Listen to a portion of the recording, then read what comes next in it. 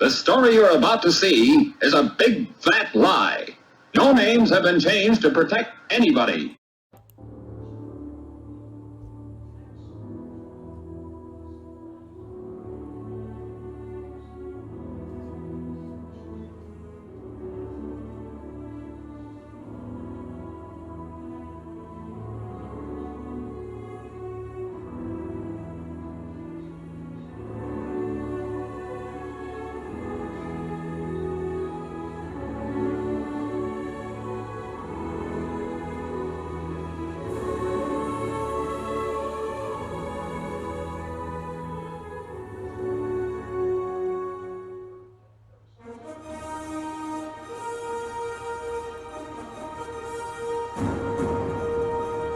There's no sports league unlike it anywhere in the world, where cartoons and football come together. This is the United States Cartoon Football League, celebrating its 40th anniversary.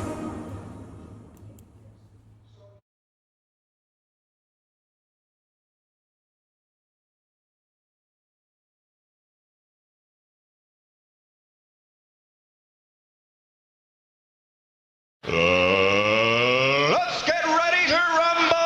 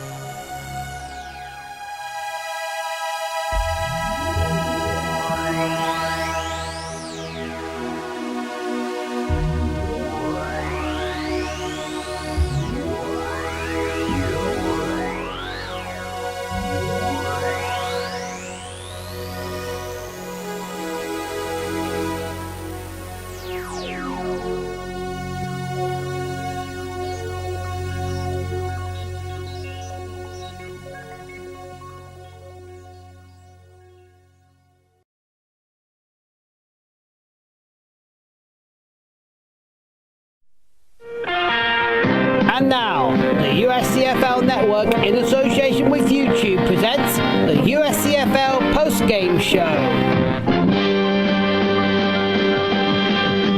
Here's once again is Robbie Graham.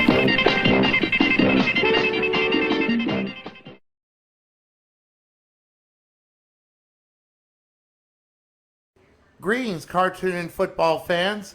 This is Robbie Graham of the USCFL Network, bringing you the action and highlights of Week 4 of the USCFL's 40th anniversary season, along with the final week of Round 1.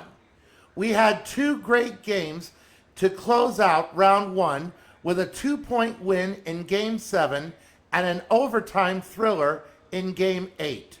We will also have the schedule in Round 2 in a separate video recapping Round 1 scores and highlights.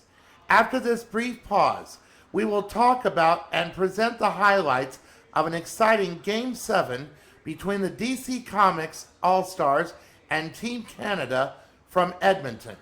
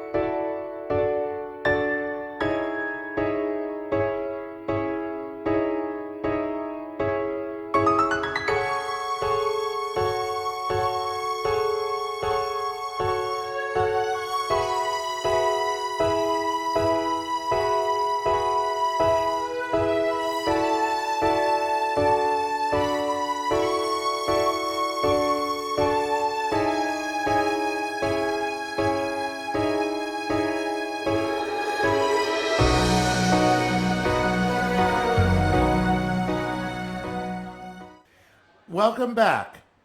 Both games this weekend had nail-biting drama and edge-of-your-seat action.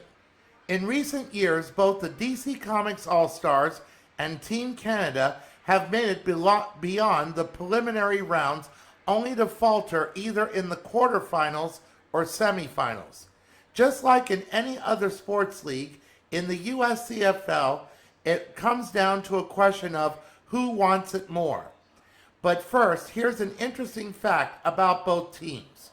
When the DC Comics All-Stars joined the league in 2006, originally known as the Justice League, in their first ever game, they scored 85 points and ranks 9th of the top 10 single game scores in league history. When Team Canada joined the league in 2012, not only the only team to represent an entire country, but they won the old Western Division title in their first season. However, in the new Disney Bowl format, both teams are major contenders, and they feel that 2021 is their year not only to make it to the title game, but win it. Real quickly, Team Canada follows all the rules of American football. I am aware that there is a Canadian Football League with a different set of rules and a different set of playing style and field configuration. But in this league, Team Canada follows American football rules. In this game, Team Canada got things rolling on the opening kickoff as backup running back Caitlin Cook from the Show 16 took the kickoff back 102 yards for a touchdown in the fastest score in Team Canada's history. It took a little longer for DC Comics as they opened things up with a Batgirl field goal. Then with under 4 minutes left in the first quarter, Izzy of the Total Drama series threw a 90-yard strike to her castmate Gwen for the longest touchdown pass so far this season and went up 14-3 after the first quarter. In the second quarter, both teams could only put up field goals, 2 for Batgirl and 1 for Jonesy Garcia. Team Canada led 17-9 at halftime.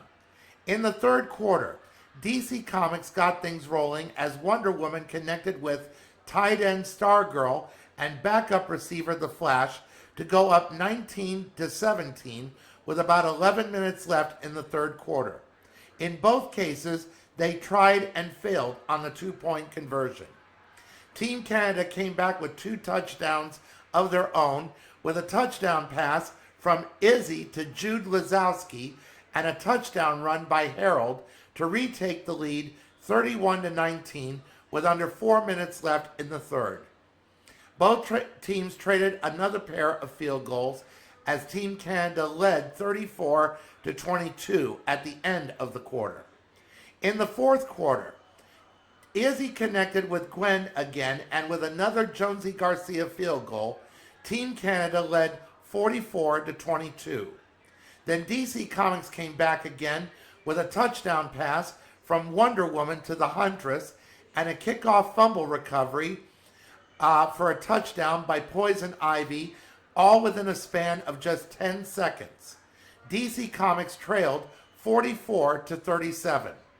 Jonesy Garcia put up one final field goal, and Wonder Woman found Stargirl again from 55 yards out, but they ran out of time as Team Canada won 47-45. Team Canada will have home field advantage for round 2, as DC Comics must play again on the road. If DC Comics had been successful with a 2-point conversion in the third quarter, they could have forced overtime. As for the stats in this game, beginning with DC Comics, Wonder Woman was 31 of 50 for 585 yards, 4 touchdowns, and 2 interceptions. Robin carried the ball 22 times for 80 yards. Stargirl, a tight end, caught 9 passes for 207 yards and 2 touchdowns. The Joker led the defense with 9 tackles and 9 assists, and Batgirl finished with 15 points. For Team Canada, Izzy, who was the game MVP, went 31 of 45 for 408 yards, three touchdowns. Harold carried the ball 32 times for 147 yards and 1 touchdown. Gwen caught 9 passes for 163 yards and 2 touchdowns. Heather of the Total Drama series led the defense with 6 tackles and 1 assist, with Jonesy Garcia finishing with 17 points. For her efforts, we'll give out a shout out to Caitlin Cook, who returned 4 kickoffs for 168 yards and 1 touchdown. And here is how the highlights of this exciting game looked on screen.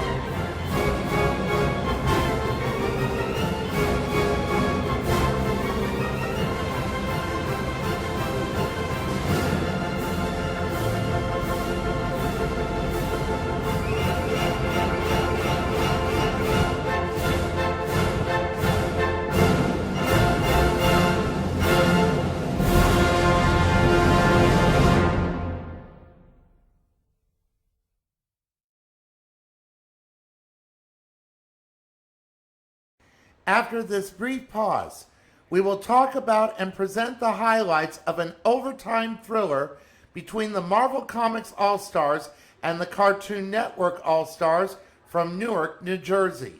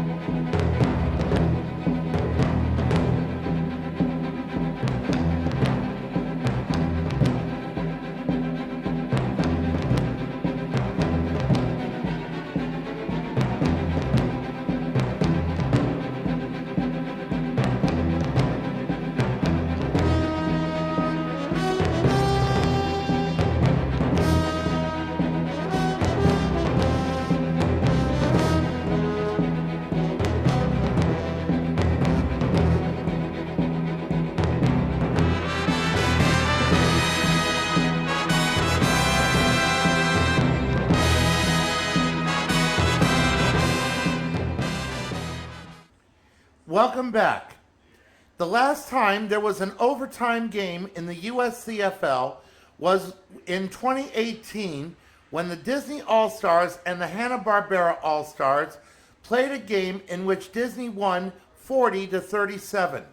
The game took 70 minutes and 40 seconds and is the fourth longest game ever in league history. In Newark, New Jersey, the Marvel Comics All-Stars and the Cartoon Network All-Stars played a thriller of a game, but it didn't start out that way at first. Marvel Comics struck first with a touchdown pass from She-Hulk to Jubilee of the X-Men. After a Cartoon Network interception, She-Hulk connected with Captain America to take a 14-0 lead.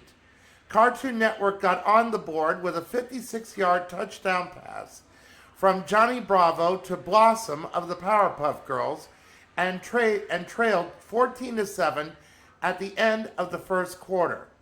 After a pair of Mary Tess field goals, Wolverine of the X-Men ran the ball in from 37 yards out as Marvel Comics took a 21-13 lead. Mary Tess put up her third field goal as Cartoon Network trailed 21-16 at halftime. In the third quarter, Johnny Bravo gave Cartoon Network a fighting chance with a 78-yard pass to Buttercup, also of the Powerpuff Girls, and took the lead 22-21, but failed on the two-point conversion. Steven Universe, their third-year running back, was taken out of the game in the second quarter with an injury, but returned later on. His backup, Johnny Test, took over for him, but it was his backup, Dexter of Dexter's Laboratory, who took the ball in from 23 yards out as Cartoon Network went up 29-21. Spider-Woman cut the lead to 5 with a field goal and trailed 29-24 at the end of 3. After Mary Tess added a field goal to go back up by 8, Marvel Comics went on one of the longest drives ever in league history. It took them nearly 7 minutes, but Wolverine ended the marathon with a second touchdown run, and with a successful conversion, the game was tied with under 4 minutes to go. Both teams failed to end the game in regulation and in overtime. After Marvel Comics failed to score, Cartoon Network ended the game with 9:10 left in the extra period with a 38-yard field goal by Mary Tess as Cartoon Network won 35-32 in an exciting finish. Cartoon Network will have home field advantage for round 2, while Marvel Comics will continue to play on the road. As for the stats, beginning with Marvel Comics, She-Hulk was 29 of 42 for 284 yards, 2 touchdowns, and 2 interceptions. Wolverine carried the ball 33 times for 188 yards and 2 touchdowns. Jubilee caught 8 passes for 105 yards and 1 touchdown. Rogue led the defense with 6 tackles and 2 assists, and Spider-Woman finished with 5 points. For Cartoon Network, Johnny Bravo went 27 of 56 for 370 yards, 2 touchdowns, and 3 interceptions. Steven Universe, despite not playing for 2 quarters, did finish with 21 carries for 122 yards. Blossom caught 7 passes for 127 yards and 1 touchdown. Finn of Adventure Time was the game MVP with 10 tackles, 3 assists, 1 sack, and 1 interception, with Mary Tess finishing with 17 points. In the following highlight reel, we added the game-winning drive Cartoon Network had to win the game. It's also the longest reel we've ever made so far, more than 11 minutes in length. And here is how this thrilling game's highlights looked on screen.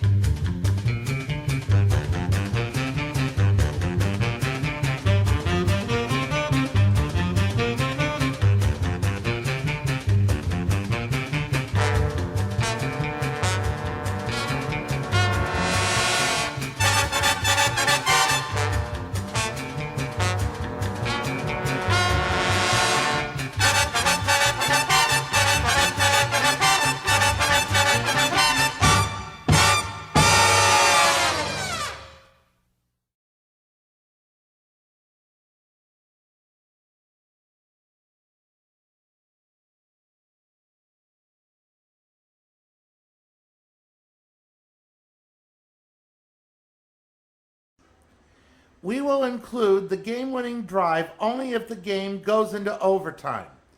After we take one final pause, we will preview the first two games of round 2, along with the answer to last week's trivia question and this week's question.